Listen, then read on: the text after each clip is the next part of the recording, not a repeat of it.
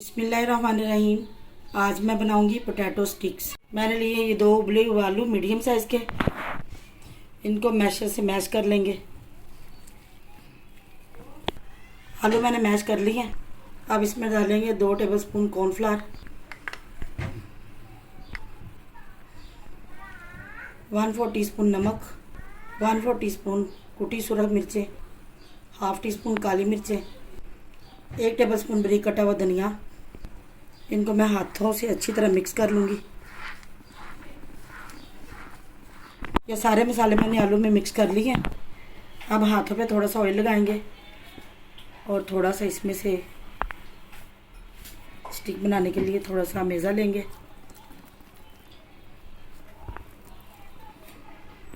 अब इस तरह से कटिंग बोर्ड लेंगे, इसकी लंबी सी स्टिक तैयार करेंगे।